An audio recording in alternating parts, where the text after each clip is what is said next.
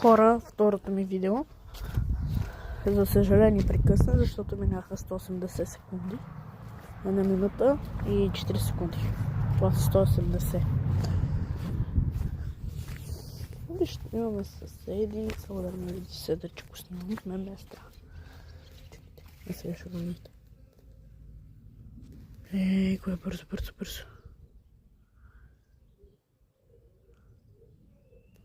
Видяхте ли го? Това беше човек. Ще ви покажа и задния двор. Само че изкопахме яма, там където трябва да се стича водата. Тук с багер, но малко водата се надигна от дъжда. Много малко. Мога да ви покажа, само да не се удавим вътре.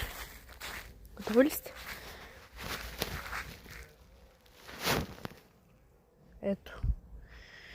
Много е дълбоко. 5 метра.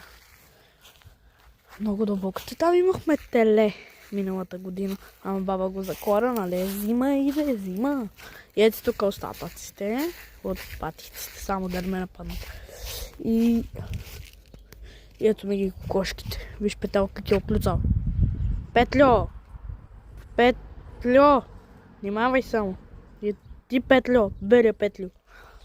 Обичам да си говоря с животните, не знам защо. Не ме изчистите за луд. Сега ще погледна дали има яйчица. Само да не мога клюца и глъпа тук там. Беги да не е леко лако. Тук има...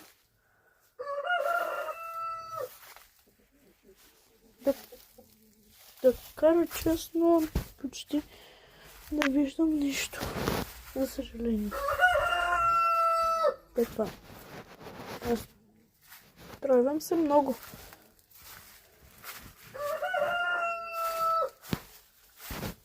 Тук няма нищо. И тук няма нищо. И тук няма нищо. Петлю?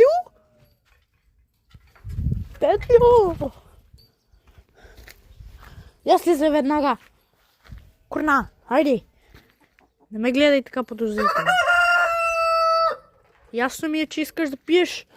Аз ще ви сипа, ама вие спрете да се катерите. Чакай, че имам страх от него. Чакайте, че не мога да дигна и телефона и това заедно. Курна! Айде, не ме гледай така. Браво! Приземи се! Отлично се приземи.